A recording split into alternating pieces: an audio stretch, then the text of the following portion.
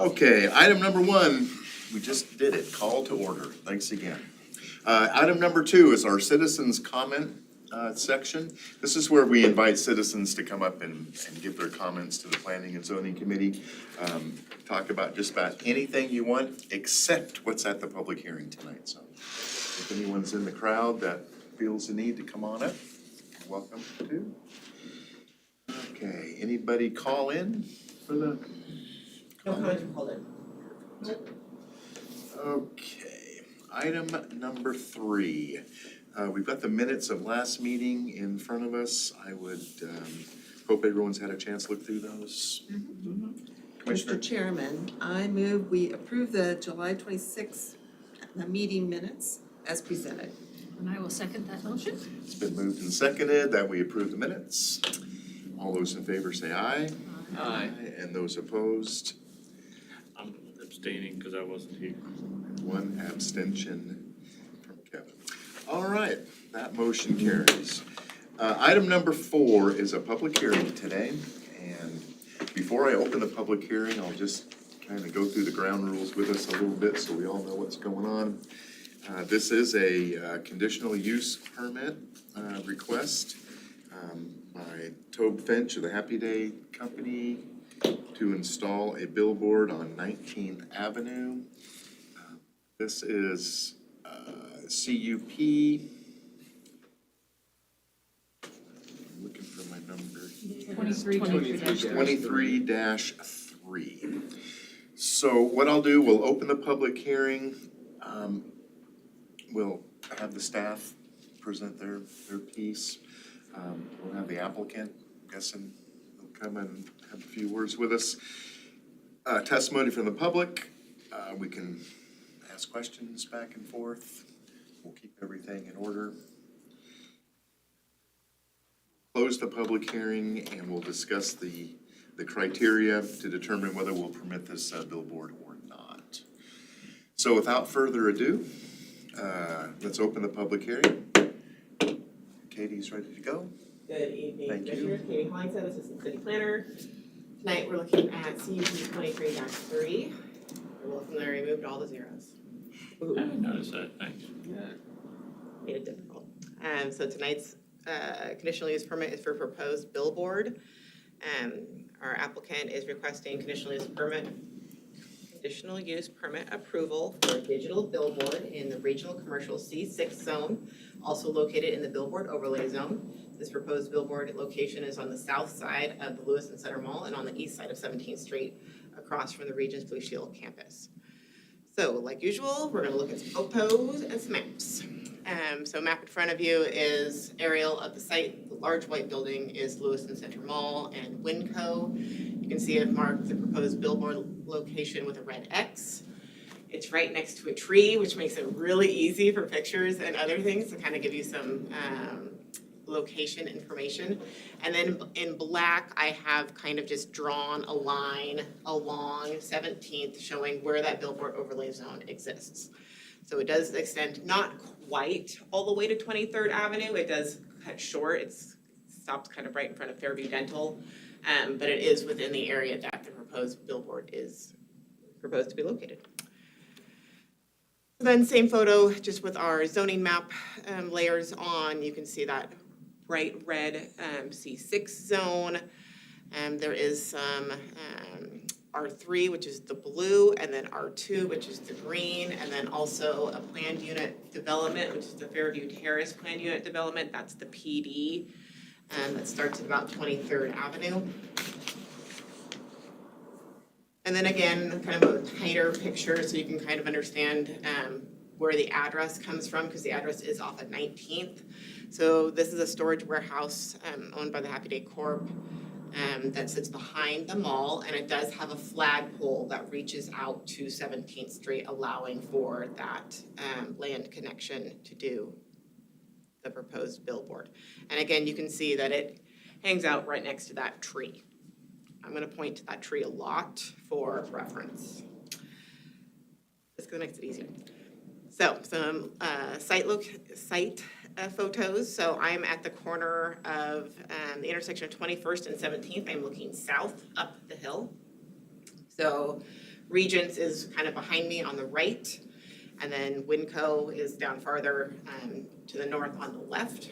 So you can see again, the tree, this tree right here is the tree that you saw in the GIS print. So the proposed location is approximately here.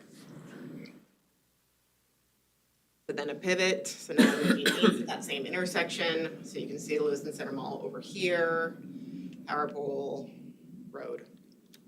Pivoting again and looking north. So Winco down here, and there's the entrance right there for Winco. Again, I'm standing here on 21st Street. There's some houses down here, you can see their fence. Then I toddled up the road, going south a little bit, and you can see this is the Regents campus. A little further up is Fairview Dental, and then looking across, so at that spot where I could photograph Fairview Dental, again, I just turned. So I'm now looking east, approximate location of the billboard. And then just looking kind of southeast, so the tree is sitting down here. So I'm looking at the vacant property that sits above the proposed location. So if we go back to our map, that would be this land up here that that last photo is of. Okay. So subject property is approximately 1.28 acres. Like shown on the map, it is located on the south side of the Lewiston Center Mall property and is a commercial property that contains a kitchen and maintenance warehouse. It does have that flagpole as shown on the previous photo. Some items to keep in mind as the commission considers the application. So in 2017, when the sign code was rewritten, billboard zones were established, and those were dedicated areas that this commission and then city council felt it would be appropriate for billboards to be located. So they're in various areas across the city, usually on arterial corridors. Probably the smallest one is this one on 17th. Most of the other ones are a little bit longer. They exist like up in the upper reaches of Thane, North and South Highway, Highway 12, portions in North Lewiston on West 22nd and East 23rd, I believe, down East Lewiston, and a portion of Main Street past 9th Street. So different areas where the commission and the council felt it would be appropriate, but still going through that conditional use permit just to vet out each and every one. As you can see in the application that was provided, the proposed billboard meets the standards that are required. So street is classified as an arterial street. There's no other billboards located in the specific section of the overlay zone. The next closest is actually the one that's up on Thane.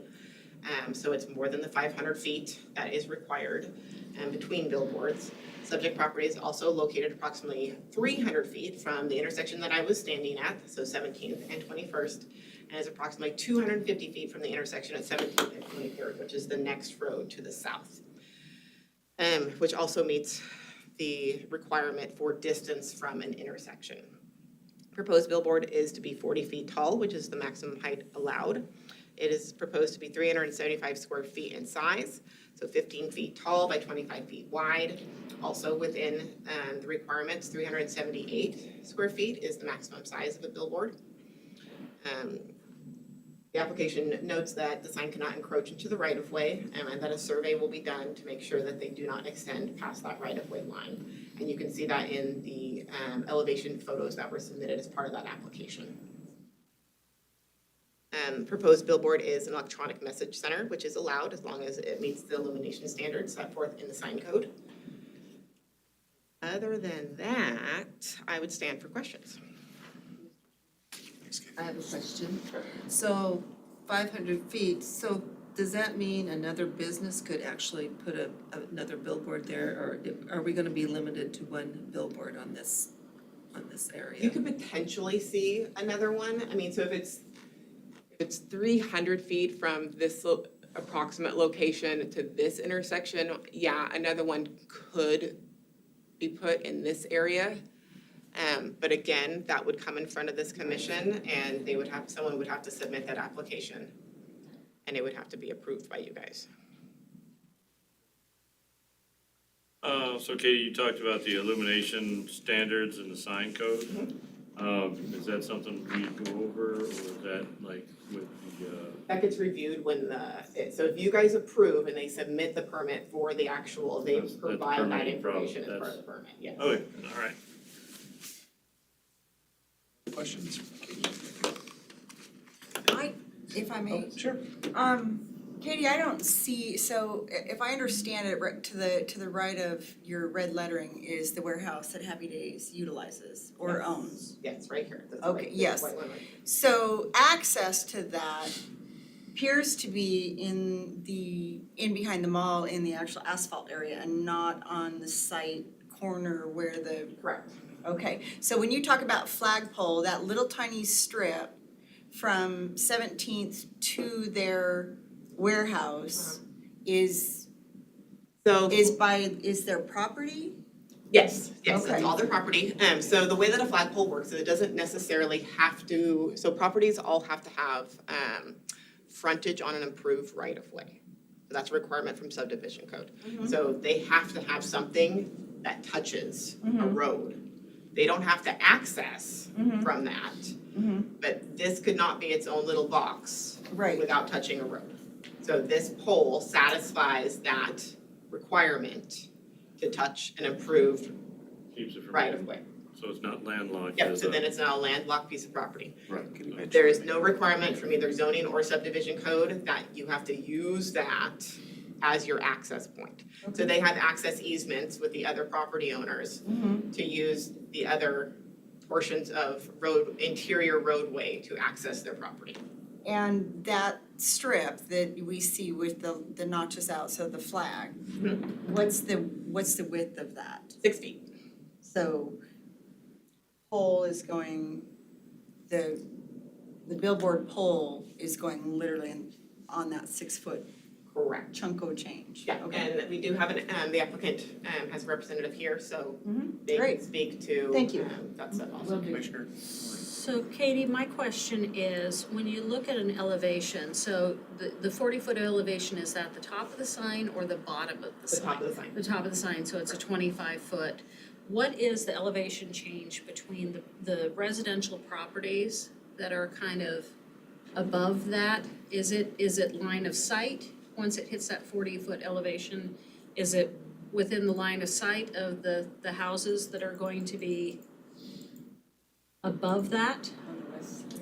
Yeah, on that western, East is commercial though. east is all, there's some residential, but there's a lot of housing and housing development that are right above that. Yes, so you're talking like to the south. Yeah. Does that make, Yes, no, your question totally Am I makes making sense. I sense? have to see if I can get to my my map. I'm just wondering what kind of visual. Erin, are you able to assist me to get to GIS, please?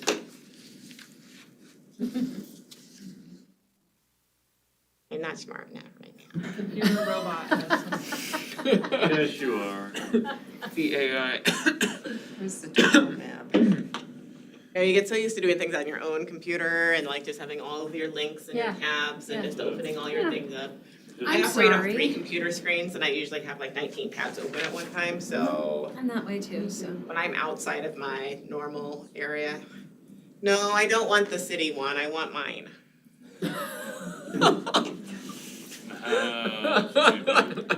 I want the good one. Poor Erin. The good one. I want mine.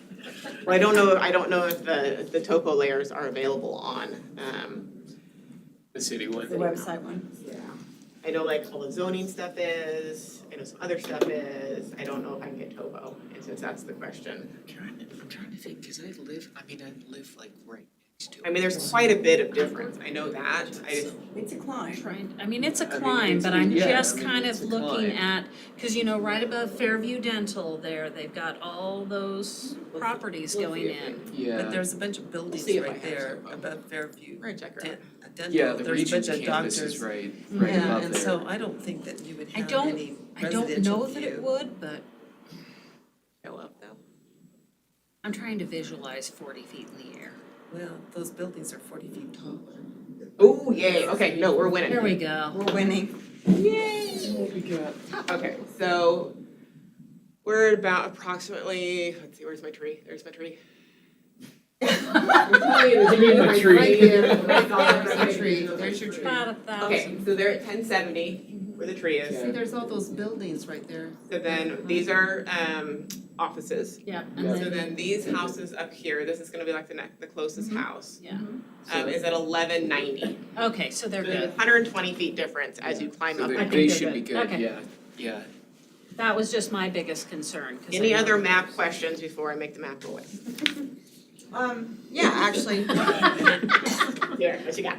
okay, so in one of your presentation, I saw essentially from the property line south, so up the hill, there is a for sale sign, so it would be that. Yes, it's this piece of property that's for sale. Okay, That sits above. and that's already marked commercial. Yes, See, it's been for sale for a while. yes. Okay, that was it from me. Any other questions for Katie? No. Thanks, Katie, very nice. I'm gonna leave it there just in case. Good plan. And we have a chance now for the applicant to provide testimony if you'd care to. You're welcome to. Please step forward, state your name and address, please. So my name is Mike Cooper, 2323 13th Street, Clarkston. Just one point of clarification, that flag is actually 20 feet wide. It's not 6 feet wide. Oh, it's illegal, I got it wrong. Well, the one that Michelle has says that the turn on that is 20 feet.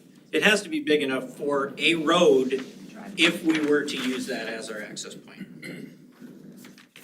And another point of clarification, I don't know if it really matters, is it's actually T.A. Finch who owns the property. Obviously, Tove and Bruce own Happy Day, but just for clarification, and T.A. Finch is the one that actually filed the application. Happy Day, obviously, will probably be one of the major presenters on the sign, but the sign will be owned by T.A. Finch. Okay? Any questions for the applicant? Thank you. Okay. All right, and was there any testimony from the public today? Nothing was. Anyone in the audience would like to give public testimony for the conditional use permit? Katie, did anybody else call in? Nothing was right now? received prior to the hearing.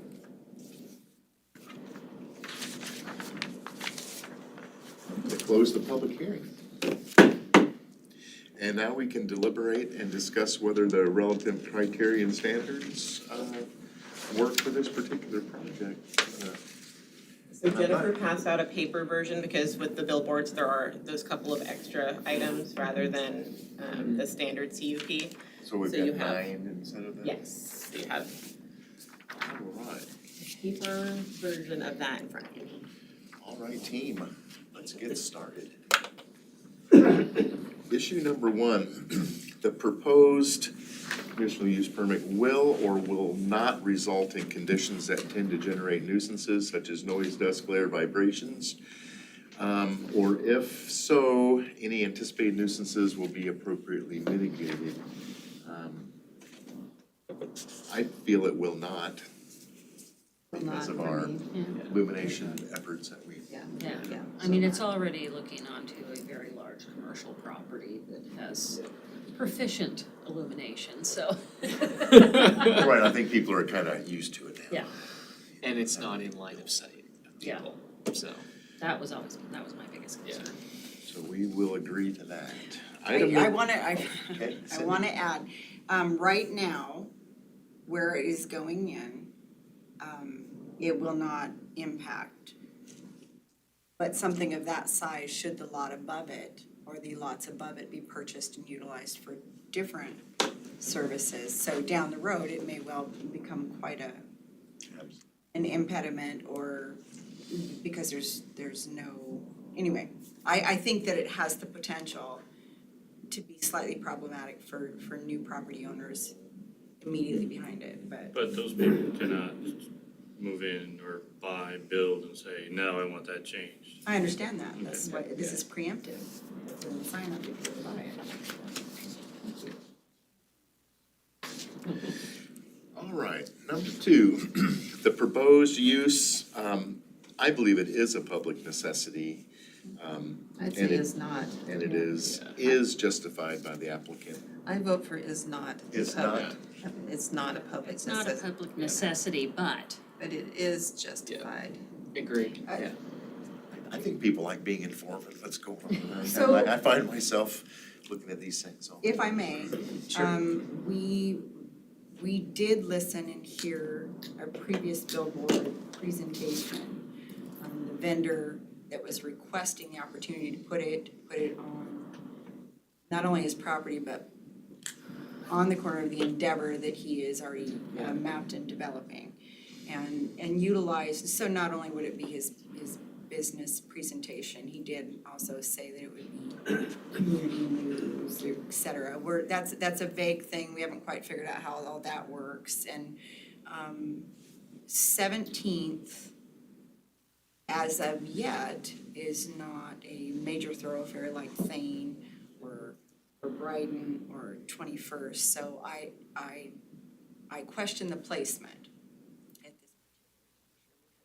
That is not a corridor that is restaurants, that is not a corridor that is a destination spot yet. But it was deemed a No, billboard I'm corridor. just saying, so I I know. don't know that it's a necessity right where it's at Sure. or proposed. So I disagree with that assessment. So, but we can also say, I mean, we're allowed to, as a body, say that it's not a public necessity, but it is justified.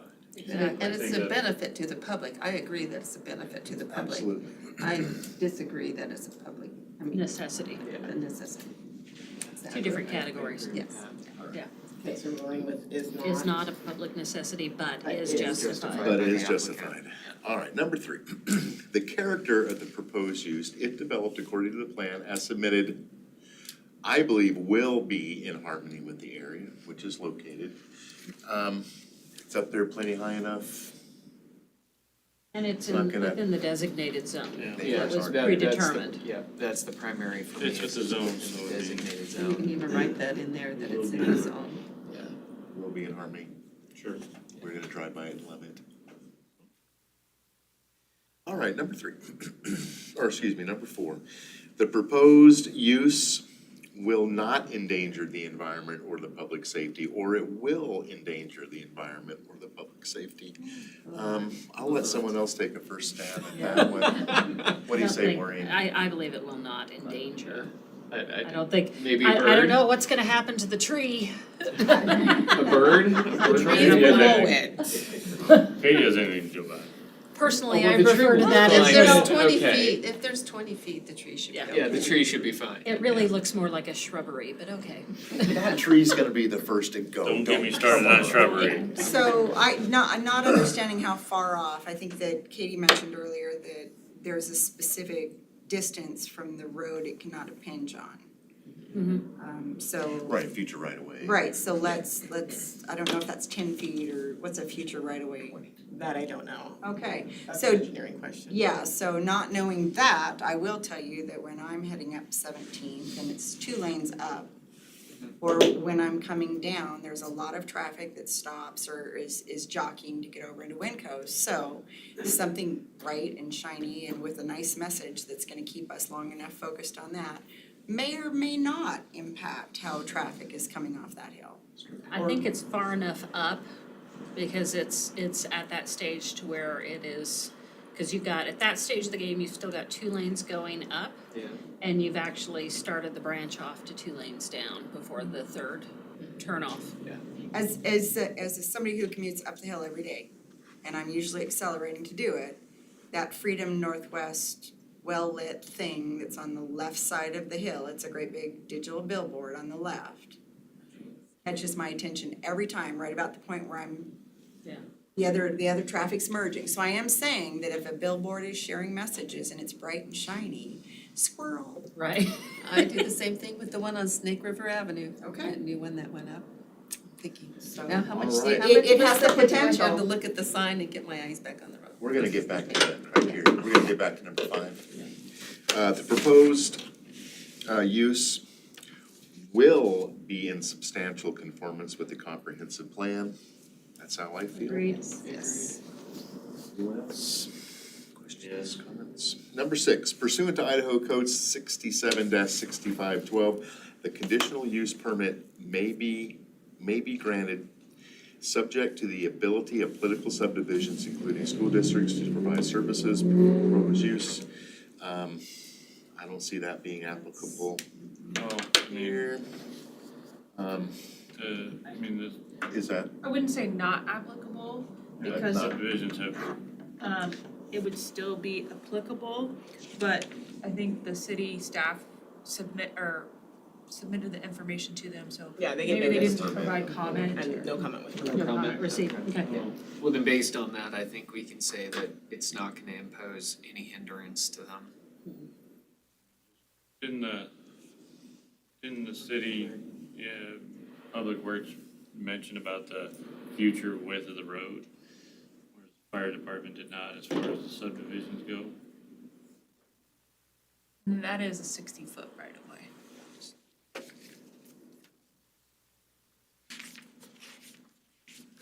I remember reading that. In the staff report, the comment from the fire department did not issue any comments on the application. The engineering department of the public works commented future road widening would require a 10-foot right-of-way dedication along 17th Street. Winco dedicated 10 feet with their property development just north of the project. Recommend that the western edge of the sign be placed at least 10 feet from the existing western property line to prevent having to relocate the sign in the future. That's what I. So they're making plans. Number 7, in determining whether to grant or deny this permit for the billboard, planning and zoning shall consider compliance with the standards contained in Chapter 30 of the Lewiston Code. They complied with the standards. I thought so. I just went through it, Unless we're yeah. missing something. Yep. Section 30-17, it looks fine. Number 8, in determining whether to grant or deny this conditional use permit, we shall consider whether the billboard would substantially block the view of any existing sign from the public right of way. I don't believe so. There's no other There's signage more that, no, there's no existing other signs. signage that's immediately blocked from that, no. And number 9, in determining to whether to grant or deny the permit for the billboard, the Planning and Zoning Commission shall consider if the billboard is an illuminated sign or the billboard complies with industry practices for illuminating and reducing uplighting and light trespass. And I think Katie said we're all square on that, and then It is an illuminated sign, but they do provide the lumen information as part of the permit when they apply for when the they get the permit. building permit. That's what I talked about. Well, that's what I thought. Yeah. Just was surprised to see it in the relevant criteria and standards. Sun City Code.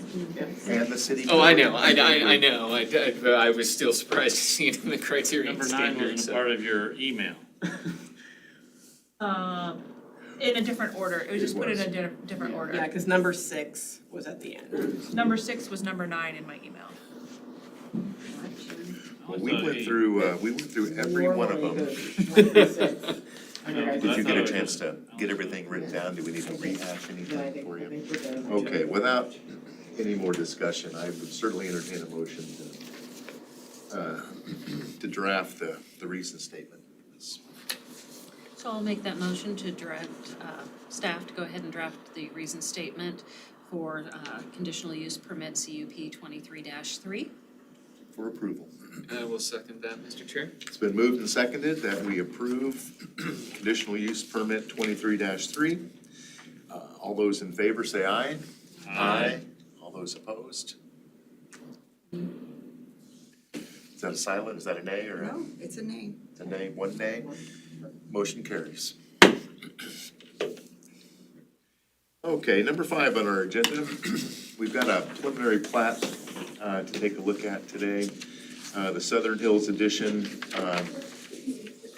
approximately 2.7 acres of undeveloped property up 6th Street in Stone. I believe we approved this not too long ago. Get that all started. So, thanks for coming. Commissioners, good evening. My name is Mark Wigand. I'm the city surveyor, and I'm here with the staff report for the Southern Hills Edition preliminary plat. And we'll start off with an aerial image here. This is from our GIS. The preliminary plat of the Southern Hills Edition proposes to plat 2.77 acres of land into 6 development lots. The property is currently vacant at this time and is bordered by city streets on 2 sides, with Stewart Avenue down here on the south and 6th Street over here on the west. A city water reservoir site is located adjacent on the north side of the proposed subdivision. Public records indicate that the property to the east is under the ownership of the Upper Columbia Mission Society of Seventh-day Adventists, and this is a private school that is occupying that property. The subject property slopes gently to the north and in the southern half, and in the northern half, it kind of increases to what I would call kind of a moderate slope in the northern half. Next, we have some ground photos here. The first photo is taken from the south side of Stewart Avenue near the east boundary of the proposed subdivision and looks generally north. As I mentioned, Stewart Avenue is here in the foreground. 6th Street is over here on the west. And when the city purchased the reservoir site in 1965, the developer included a clause requiring any structure built to not extend over 4 feet above the adjacent natural ground. And as you can see, that requirement really preserved the view from this parcel of the valley down below. So you can barely even tell that there's a big city water reservoir right there. Photo is taken from Stewart Avenue and 6th Street intersection, looking kind of north of northeast. It shows the development's relationship to that school, that private school that I noted over there on the east side of the subdivision. Then we move down 6th Street, and this one is taken from a point just north of the kind of the grade break in the property near the middle of the development, and it's looking back towards the south and shows that, you know, kind of flatter southern portion of the lot. Turn 90 degrees to the left, this is looking then down the hill on the slightly steeper portion to the north, the more than northern half of that subdivision. And then our final photo is taken from clear down in the northwest corner of the proposed subdivision, looking back to the south-southeast. And it shows in the foreground here the proposed subdivision, and then in the background here is that private school. So it kind of gives you an idea of how that would fit in with the surrounding area. So the actual preliminary plat here shows the proposed configuration of the 6 lots, and I will note that this is actually north is to the right on the drawing, so not oriented the same way as that original GIS. The original GIS was north to the top, whereas this one's north to the right, so it's a little different look at it. But the developer will be dedicating a 28-foot wide strip of property for that east side or east half of 6th Street. And they will be required to construct frontage improvements along the south and west frontages, which are this Stewart Avenue along this side and then 6th Street along this side to finish those streets on those 2 sides. Back to that aerial view, the city does have an existing water line in 6th Street, and water will be provided to the proposed lots from that water line. However, the city's closest existing sewer mains are located in Stewart Avenue, which is uphill to the south, and then down in Nez Perce grade, clear over here. In order to provide sewer service or sanitary sewer service to the subdivision, the developer will need to construct a new sanitary sewer main down 6th Street to the north, all the way to this cul-de-sac at the end, and then west across property that the developer also owns. Both this property and this other property are both owned by the same owner. And he will then have to construct that sewer main across here to intersect with the one that's down in Nez Perce Drive to provide sewer service for this development. Avista Utilities, CenturyLink Lumen, and Sparklight have also confirmed their intent to provide utility services for this project. Look at that. So the subject property was recently rezoned from F2 to R2A. and the proposed lot configurations do comply with the minimum requirements for lots in that zone. And the preliminary plat complies with the applicable requirements for the City of Lewiston subdivision ordinance, City Code Chapter 32. City staff does recommend that the Lewiston Planning and Zoning Commission recommend to the Lewiston City Council approval of the preliminary plat of the Southern Hills Edition as presented. And that concludes my staff report, and I'm open for any questions. Yeah, I'm sure we probably covered this when we were changing the zones, but, or maybe we didn't. Where will the individual properties exit? Sixth or Stewart? Obviously, these on this side would be Sixth. Okay. I don't think there's anything that would prevent the corner lot from going to Stewart.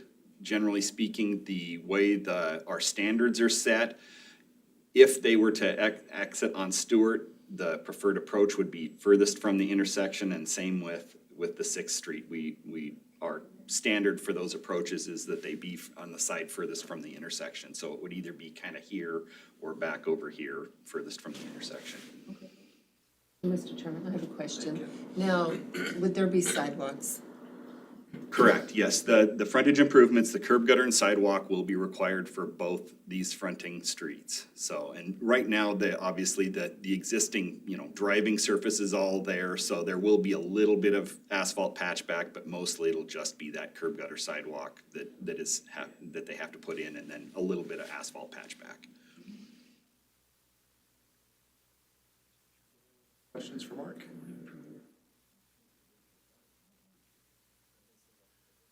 Well, without further ado, let's send this to the city council.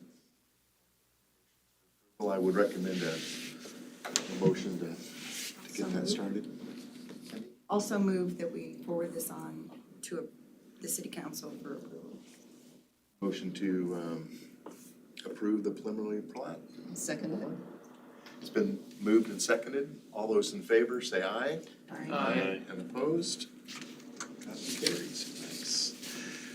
Okay, we've got another A here, initiation of zoning change amendment, ZA 1-23, to amend provisions regarding public hearings, final decisions, and appeals.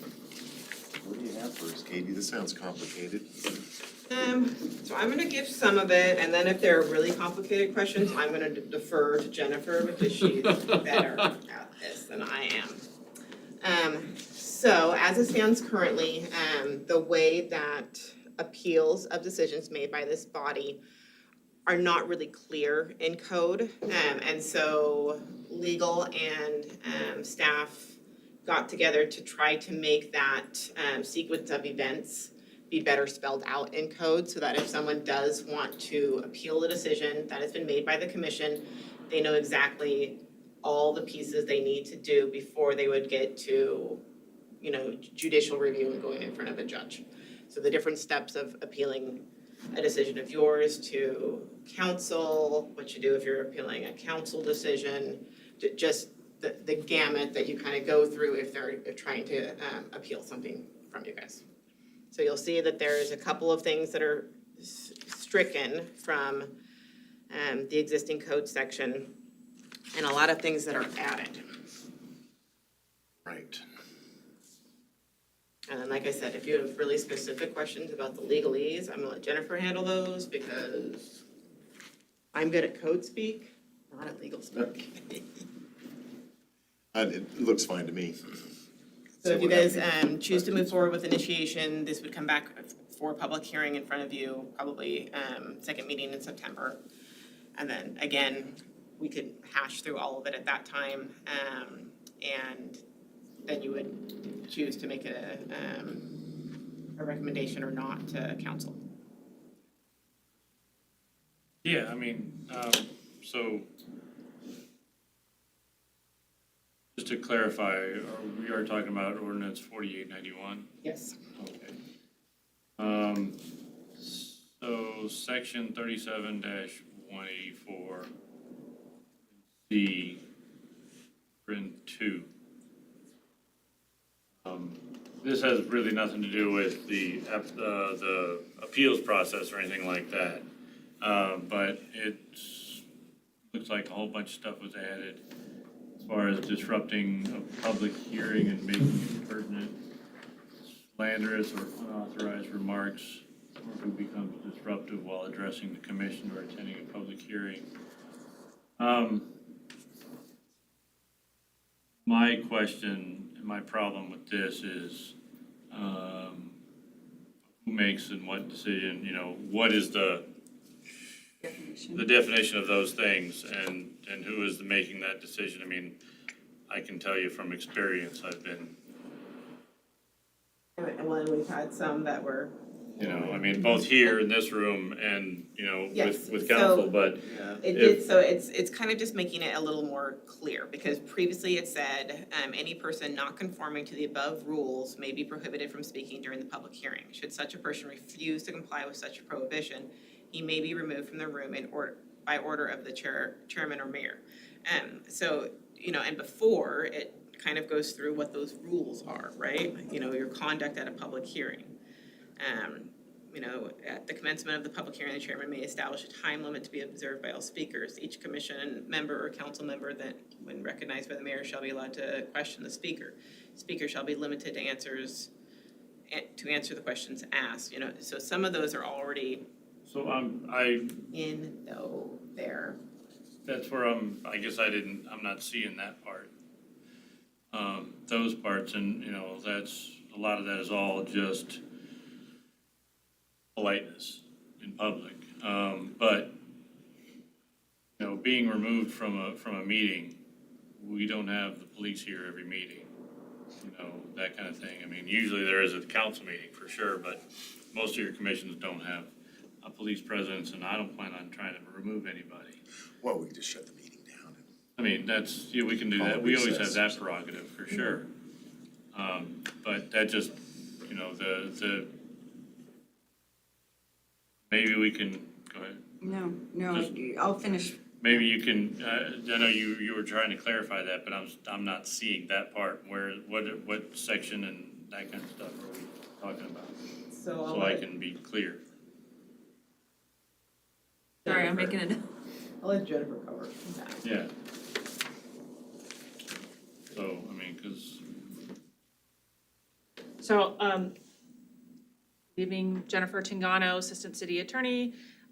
So as far as that particular comment, the reason why there's more specific language put there is because the city and the commission's gotta have certain grounds to remove people from a public hearing. Just not following the rules is not necessarily sufficient, and there's longstanding case law surrounding people's rights to attend and even disagree with that. And so when it comes down to ordinary rules of conduct, just because someone doesn't agree or might be loud isn't necessarily grounds to remove someone. But generally, courts have favored people making more offensive types of behavior where it's actually disrupting it, unauthorized remarks. So if you're during a public hearing and they're talking about matters outside of the public hearing topic, or if you're in the public comment and they're making comments about a public hearing and not waiting until that time, those would be considered unauthorized remarks. As far as impertinent and slanderous remarks, that is open to more interpretation. However, it's not overly broad as far as impertinent and slanderous. The commission would have to be able to justify those determinations. And then as far as anyone who becomes disruptive while addressing the commission or attending a public hearing, that tends to be a little bit more, you can point to different and specific behavior for that. And really what this does is it gives the authority and gives the direction to first warn the individual, and then they may be ordered to be removed. It's not directing anyone specifically to be removed. How that process of removal is undertaken, that's gonna be a policy decision of the commission or of the city as far as how they want to address that. And again, that particular area, if that's language that the commission is not comfortable with, we can try to find other ways to phrase it, but even then, it's still limited on the language and the words that can be reviewed or that can be added. So, thank you. But guess what I'm not seeing is, the rules that you just spoke about. I mean, it does talk about not being disruptive and being warned and then removed, but, I don't see, like you talked about sticking to what's in the public hearing kind of thing. Am I just not seeing that? I mean, That would probably be classified under unauthorized remarks at the beginning of a public hearing and at the beginning of the public comment. The chair or whoever's in charge of the meeting always provides kind of that information, we're opening this area up to public comment, please save any comments related to the public hearing for the public hearing, or during the public hearing, we're opening it up for public comment regarding this particular matter. Please refrain from making comments outside of it. And I think we've all experienced situations where people do discuss comments outside the subject matter of the public hearing, and then they're, essentially removed or stopped from continuing on that line of topic until they either get back to the topic of the public hearing, or they're, removed, or they leave the meeting itself. So unauthorized remarks, I think that's kind of how we would narrow that. But again, it would be left to the commission to justify the basis using, this criteria. Was there disruption a result of making impertinent, slanderous, or unauthorized remarks, or did they become disruptive while addressing the commission? Anything beyond that, it would be grounds to state that they couldn't be removed from the public hearing or from providing comment beyond that. So it really just limits what this commission could choose to warn and then remove someone from a public hearing. is there any way to be more specific like that in that paragraph? I mean, not trying to cause more work, but when I first read this, it just really jumped out at me as being able to be abused in the future. And that's really where I, even though I've been, felt the brunt of a lot of what's in this, I still my stance is,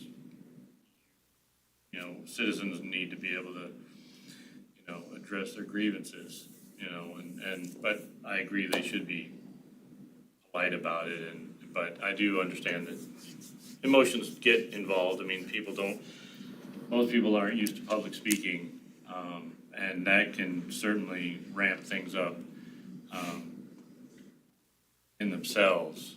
But I would like to see maybe some more specificity in things right there, because that not only is clarifying to anyone who reads it, but it also has some restraint on the people exercising the authority here. Is any of that covered in the section 226? I'll have to Like, double check to should see we- if it's covered under that. We could probably pull that up and just look at that real quick. But I do know that generally, when it comes down to First Amendment, there's not gonna be any specifics, terms or words like Right. you might find in land. No, I know that, I know, and I'm not really necessarily, I guess I'm erring on the side of Angry citizen? well, no, not that, but Censorship. not even that, but, I'm listening. So, to where perception, so where, we as a body, the city council, or any board, it is bending over backwards. And I'm fine with that, because, we still have the control, that's not the problem. I mean, we can, as the chair, can have the control over the meeting, but the perception of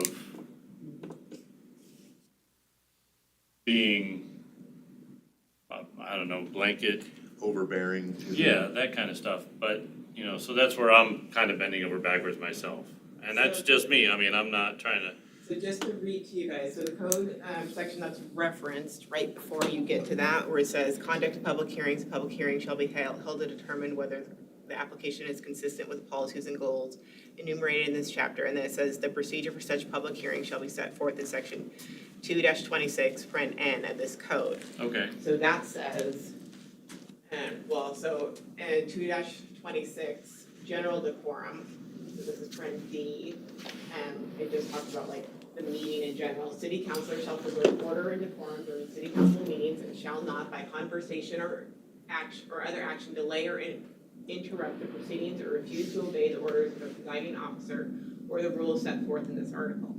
City councilors shall, when addressing staff or members of the public, confine themselves to questions or issues then under discussion, shall not engage in personal attacks, shall not impugn the motives of any speaker, and shall at all times, while in session or otherwise, conduct themselves in a manner appropriate to the dignity of their office.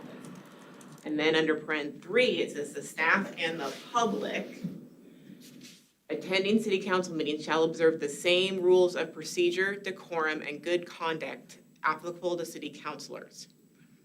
Then goes on to paren 4, removal from a meeting. Any person who disrupts a city council meeting by making impertinent, slanderous, or unauthorized remarks, or who becomes disruptive while addressing the city council or attending a city council meeting, shall first be warned by the presiding officer that he or she is out of order, and that further disruption shall be caused to remove the person from the meeting. If the person continues to cause disruption after being warned, the presiding officer shall direct the sergeant at arms to remove the person. In case the presiding officer should fail to act, any member of the city council may obtain the floor and move to require enforcement. Upon affirmative vote of the majority of city councilors present, the sergeant at arms may be authorized to remove the person as if the presiding officer so directed. And then scrolling down to Yep. N.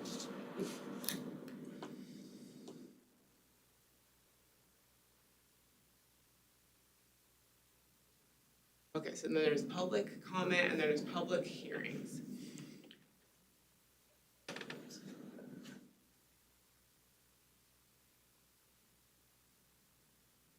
Okay, so public hearings shall be held when required by law. All persons need to identify themselves. And then it goes through the procedure of the public hearing, and usually our commission chair explains that prior to opening the public hearing.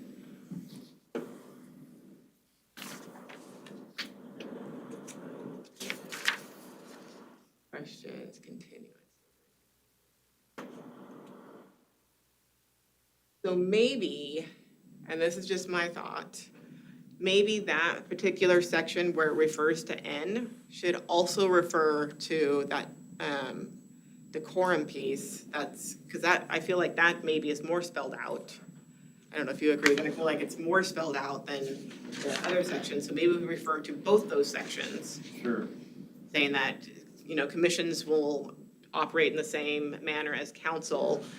I'm looking for some kind of flow chart. If this happens, I this guess, happens, I this mean, cause then happens. there's, like you said, then there's a, yeah, an if-then chart kind of thing. But is it possible, I mean, at least on the website, when you're looking at city code, to where it says here, where it says, you know, shall be set forth in section 2-26 paren N. Usually there's links, and so. That's what I was shooting for. So usually what right there. happens is when this, so if this gets changed and this gets added, like if someone went and they went to read this, this would like highlight, and you could click on this and it would shoot you over to this. Okay, So if we added the general decorum, because I feel like that kind of outlines the different items where you were talking about having like that list, sort of. So maybe we also have Jennifer add to that sentence, you know, you follow general decorum, and maybe that goes down to paren 2. So I guess find a way to word that sucker in there to refer to the general decorum section, because then it could link over to that and someone could read and be like, okay, this is what's expected. Right, because I mean, that not only puts the onus on us, but on the citizen to know what they're doing and talking about and things like that. Yeah, 'cause I guess I personally feel like that spells it out pretty well. And so maybe having Yeah. a reference to that section so that people can see that the That makes rules are me the feel better. same and that this is what the rule is. So speaking of err on the side of, however Kevin phrased it, and I realize it isn't Lewiston, but in the last 2 days, there was a public hearing in Tennessee. And 4 members of the public came in with signs, this size. And it was essentially said children before guns. That was it. It was about public carry or something like this. And the chairman of the board or the commission decided he didn't like the signs. And they were told to put the signs down. And nobody was combative, but the signs, even in silence, they refused and they were physically removed from the meeting. He threw them from the meeting. And that, of course, made the rounds in social media and outrage, because we are a nation right now that is in outrage consistently. And my biggest concern about the word disruptive is the interpretation. Yeah. Because if you looked at that chair felt the signs were disruptive, but the signs were not making noise. The signs were just there. And he felt it was disruptive enough to remove those bodies from that meeting. And, go ahead. Oh, no, sorry, I didn't mean to interrupt, but according to that code, any commissioner or any city councilor can do that. It doesn't just have to be the chair. If you read that, it takes a majority of members, but anybody other than the chair, according to this code, can basically do the same thing if they get a majority. I'm not arguing that. I'm arguing that it is an individual person in the board It's an making the interpretation. determination that a piece of paper Or a Right. shirt, or a shirt or a hat. or if somebody's frustrated, Right. is disruptive. So it's the interpretation of the word disruptive So maybe. for me that I'm sticking on. Yeah, maybe use the word other than. I mean, so it says shall preserve order and decorum. So is there a way to, I mean, Or who does not verbally I guess or what- physically I guess disruptive? what she's going after is the fact that civil disobedience shouldn't be consider punishable. yeah, Exactly. You know, and that's, I mean, something like that is civil disobedience. Yeah. Something like shouting and not letting other people talk is disruptive. Yeah. Disruptive, yes. Verbal or physical, So Disruptive. physically disruptive. changing that language to, or who does not preserve order and decorum, because then you can just shoot right back to, this, because then it says, you're not to delay or interrupt. So it kind of goes over Yeah. what not preserving decorum is, right? Interrupting, doing things that purposely delay. I agree, though, I Yeah. think the term disruptive can be broadly used. A little bit Because- too much. Absolutely, Yeah. civil disobedience, is that's very protected. And we need to maintain that because we have to look at the law of unintended consequences and having somebody who may step in and abuse that authority. And as somebody who is a dweller of the crazy and social, paying attention to the commentary that is constantly volleyed about online as stories are whipped up and outrage is whipped up. The thing that I continuously hear is how the city is shutting down comment Public comment. and opinion and discourse, whether it be through comments on social media posts or comments at public hearings or, and if we're gonna get into the habit of, because we don't like something, then that's just gonna fan those flames, and I would prefer not to.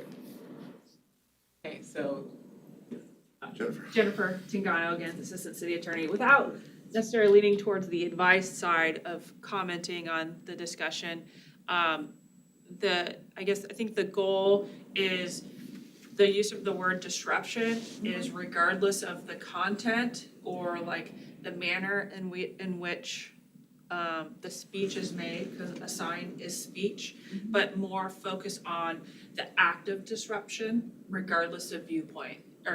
more of a viewpoint neutral. So, you know, in a public hearing, a disruptive action, or disruptive behavior wouldn't necessarily be a sign, because then. Could you add the word actively before disruptive? So someone who becomes actively disruptive. But that can still be perceived, so, Because there's a difference between if somebody's sitting there with a sign, that's one thing. If people are standing in the back of the room or standing up in front of other people in the audience and waving signs and carrying on, they may not be speaking. But that could be considered active disruption, in my opinion, but I mean, I don't know Sign what would still illegal. be speech. So any sign would be speech. So if the commission would like to prohibit signs altogether, that would be one decision. Another decision would have to be whether or not to allow signs, because any decision that you make as far as potential removal has to be content neutral and viewpoint neutral, and has to focus on the ability to go forth with the proceeding itself. And so, Mr. Chair, I hear two or three different threads that we're talking about. So on the one hand, we're trying to obviously allow people to have their say. We obviously need ground rules, but also I've heard commentary on that we don't want somebody to abuse the process. So when I hear words like we don't want somebody or a commission to abuse the process, then you need to put guardrails around that particular process. So maybe something in the section of code for the commission that it requires majority of commissioners to remove somebody. I mean, in the language in here that I'm reading, it says the chairperson has that authority by themselves. Yes. So I don't necessarily have a huge stake in fully defining what disruptive is, because I think no matter how we try to clarify it, it's going to somewhat come down to discretion. I think no matter how, because I'm sure somebody somewhere can make the argument, even if you're sitting in a chair holding a sign and being quiet, you're disruptive because everybody's looking at your sign. Yeah. Like 50 heads are turning because it's, I don't know, a graphic sign or something. So my focus, based on the threads that I've been hearing, is putting guardrails around it so that not a single commissioner or the chair or vice chair can just say, you have to go. Whether that's a majority of commissioners voting, whether it's, several commissioners bringing up that like there are issues with what the person is saying, that would be my go-to before we try to super narrowly define what disruptive is, because at the end of the day, I think terms like that are going to be up to people's discretion. Well, I know That's just my I thoughts. focus on Jennifer when it comes time for something. She's, body language is Don't great, we so I all? appreciate that too. So, I mean, I don't know if we should stop the whole proceeding and get kind of a show of hands whether or not someone's being a disruptive person or not. I'm not too sure that's the answer. Okay, so I feel like you've given Jennifer some direction on that part. Are there any other sections that you weren't excited about, or was it just the public hearing part that we need to do a That's little gonna bit more keep the citizens safe, keep us safe. It's gotta be a good thing, so. So I think that you can still vote to do the initiation of the zoning action, and we can have Jennifer and legal work on the different amendments that you have suggested, and prior to doing a full public hearing, we will bring this back as an agenda item so that it can be reviewed again. Does that sound good to everybody? Yeah. Okay. Someone will need to. So these rules are just strictly for this committee, or is it No, this is city, it's for- gonna be citywide, so we are deciding So this? this is specific to someone appealing a decision from the Planning and Zoning Commission. A lot of the references back to chapter 2 cover everybody. And I'm sorry, Jennifer Tinato, it's not just the P and Z decision, but it's a final action of either the Planning and Zoning Commission or the City Council. So it includes both. So, but it would be but because this is in the zoning code, it requires the P and Z initiation.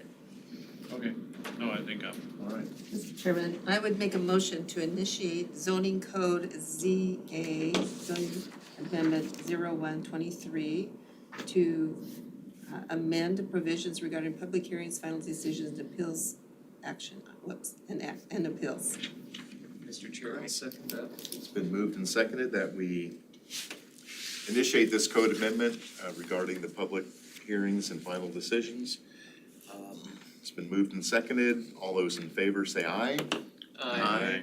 Those opposed? That motion carries. And there's part B to this, initiation of the zoning code amendment, ZA 0223, to delete section 37-159.1. Katie, Okay. what's that all about? So this is a section of code requiring a setback from overhead electrical transmission lines. This is covered in both building and fire code, so it is redundant to also cover it in zoning code. The only reason it even exists is because in 1994, they attempted to remove it again. And one council member was like, oh, I think we should put that back in. And they let it hang out. So the code doesn't really have a purpose because our code is actually less restrictive than fire's code, and so fire's code would supersede anyways. So there's not a big deal for us to have 11 feet from the edge of a transmission line. Because I believe fire requires like 15. So that's all, it just removes it from zoning code because it does not serve a purpose. Commissioner Kelly. I would make a motion to initiate the zoning code amendment ZA-2-23 to delete section 37-159.1. I will second that motion. It's been moved and seconded, thanks Commissioner Anderson, that we initiate this code amendment to delete that section from the Lewiston Code. All those in favor say aye. Aye. Those opposed? Nay. Thank you, that motion carries. And that leaves us to the last, number 7, staff communication. So currently, we don't have any public hearings scheduled for the next meeting. We will have a reason statement, depending on legal's workload. We may or may not be able to review ordinance 4891 again before getting it scheduled for public hearing. We will also be doing the phase 2 survey for the comprehensive plan rewrite. I will have that to bring in front of you guys and walk through. And I believe that is it. But that's probably gonna be our last light meeting. There are several applications on the horizon, so. All right. That's good. Summer's over. That's for the 13th. Well, okay, my day job summer has not been slow. Fall might get busy for the commission, so get excited. Surely, okay. I plan on being here, so. Show of hands for the 13th Anyone meeting, unable? should be a good one. Good? Can't miss that one. All right. We all look so Who's excited. bringing the ice cream? And the last item on our agenda is our adjournment. I'm happy to make this a motion to adjourn. Second. It's been moved and seconded. All those in favor say aye. Aye. Thank you, team. Nice job.